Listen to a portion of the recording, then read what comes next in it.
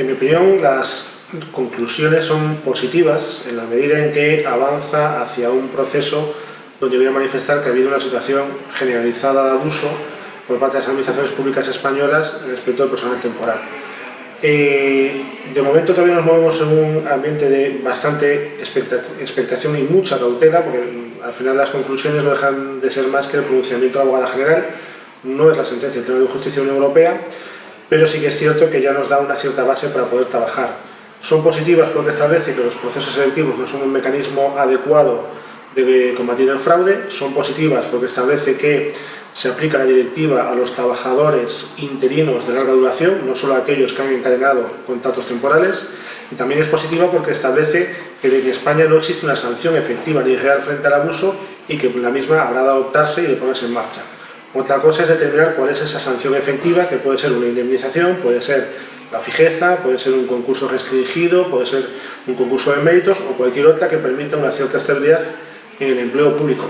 Ahora, dicho esto, las medidas que parecen por las que la abogada general se inclina tal vez con más fortaleza o con mayor posibilidades sería una indemnización en el caso de que se acabe en un cese, pero una indemnización que entiendo no sería suficiente con 20 días por año, sino que tendría que ser significativamente superior, y con una posibilidad de acumular una indemnización de daños y perjuicios adicional en el caso de que se produzca el cese, es decir, indemnización legal más indemnización de daños y perjuicios, o bien la posibilidad de establecer un concurso restringido o un concurso de méritos específico para aquellas personas con una situación de abuso puedan llegar a consolidar y estabilizar el puesto de trabajo que están desempeñando.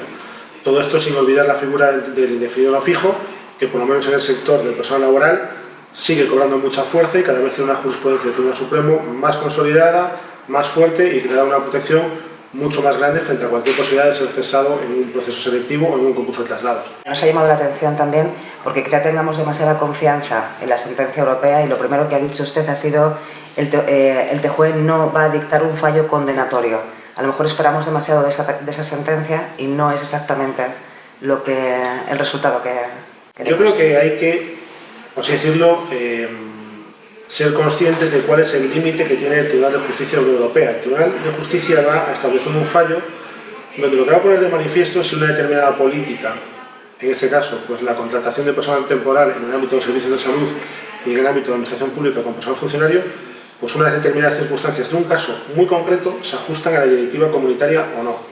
Entonces se hará un estudio sobre la viabilidad o no de las medidas españolas, si se ajustan a la cláusula quinta de la directiva y por tanto se han adoptado las medidas sancionadoras y preventivas previas para evitar esta situación de abuso.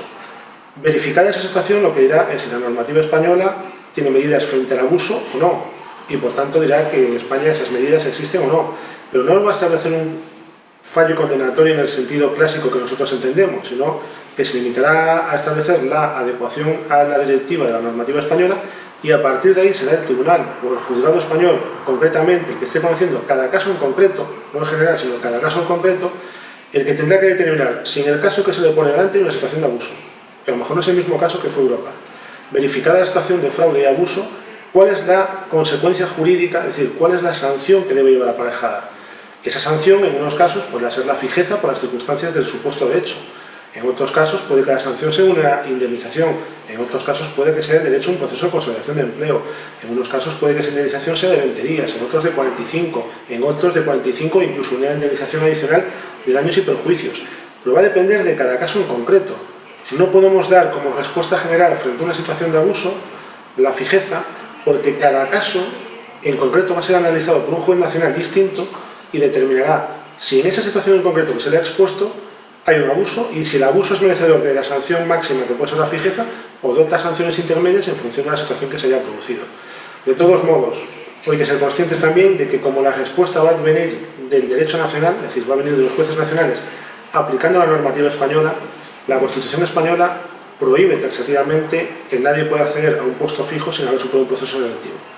Partiendo de esta premisa, la fijeza con carácter general, nosotros en CELES Abogados consideramos que va a ser complicada, sin perjuicio de que determinadas personas o incluso colectivos grandes de personas en unas circunstancias determinadas puedan acceder a esa fijeza.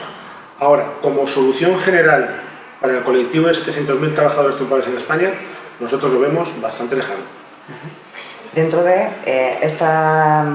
este escenario que nos dibuja, usted sí que defendía, o ha defendido por lo menos hoy aquí, que quizá la fórmula, la opción más viable sea el indefinido no fijo.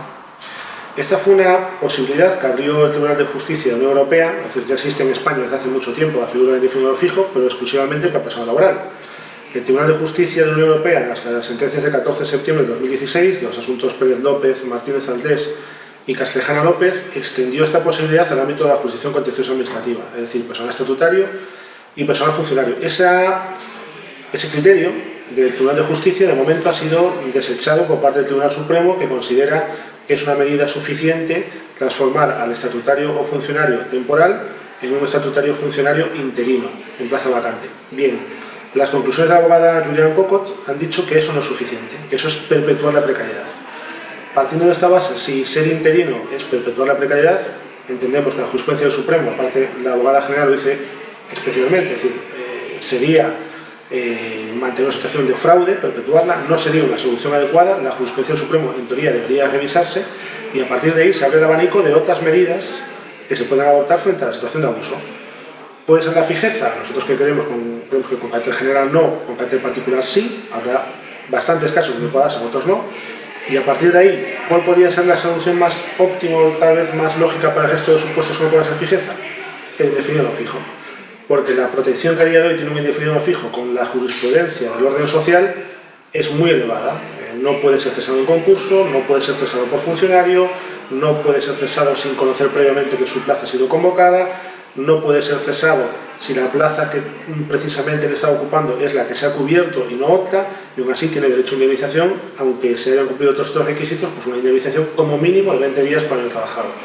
Entonces entendemos que es una protección que a efectos de la directiva se puede considerar como suficientemente efectiva y útil, porque recordemos, fue la propia sentencia del 14 de septiembre de 2016 la que estableció como medida útil frente al abuso extender al contencioso la figura del indefinido no fijo conforme a la jurisprudencia nacional, con lo cual esa figura tiene el aval de la Unión Europea. Esa figura tiene el aval de la Unión Europea.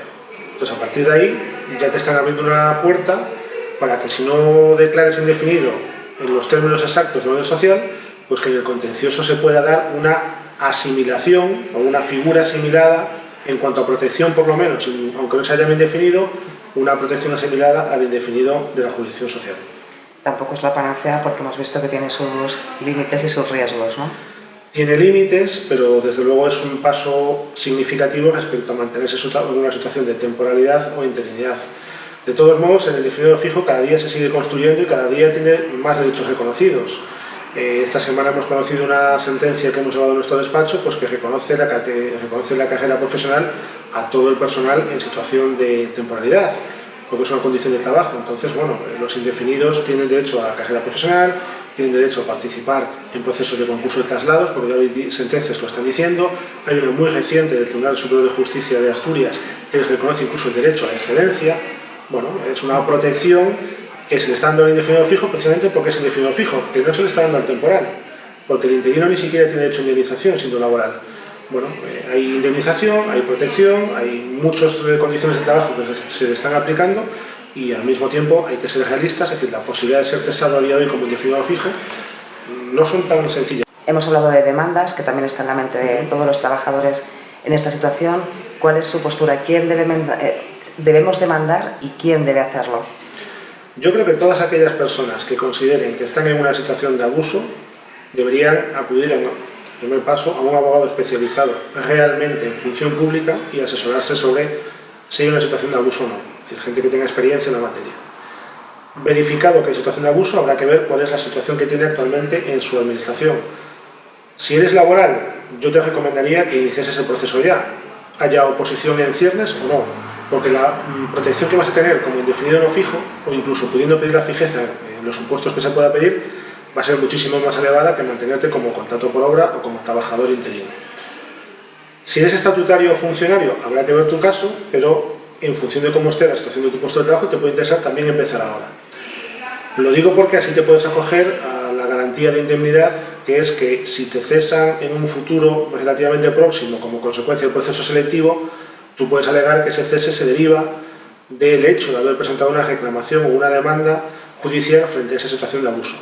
Si no haces nada, no vas a poder argumentar pues, que hay una violación de derechos fundamentales, ni de la tutela judicial efectiva, ni nada por el estilo. Entonces, interesa. Ahora, ¿significa esto que haya una fecha límite, una espada de Damocles, que si no he presentado la demanda el 31 de diciembre de este año ya no voy a poder demandar? No, dependerá de cada caso. Habrá circunstancias donde si esperas pues te puede penalizar y en otros donde no. Yo lo que sí recomendaría es eso, es decir, informarse.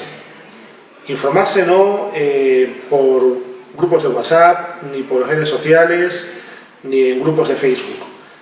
Lo determinante es que una persona con conocimiento de la materia, especialista en ella, verifique y estudie tu documentación, tu caso concreto. Porque los diálogos de Facebook, y lo digo por experiencia, que mucha gente nos pregunta a nosotros, siempre respondemos lo mismo. Yo no te puedo dar un asesoramiento mínimamente viable sobre lo que te conviene si no sé cuál es tu documentación ni tu situación de hecho. Primer paso, asesorarse debidamente, y una vez asesorado, con tu abogado, pues decidirás cuál es la mejor alternativa para ese momento. Pero no hay una fecha determinada. Lo que sí que consideramos es que es bueno que la gente se asesore cuanto antes.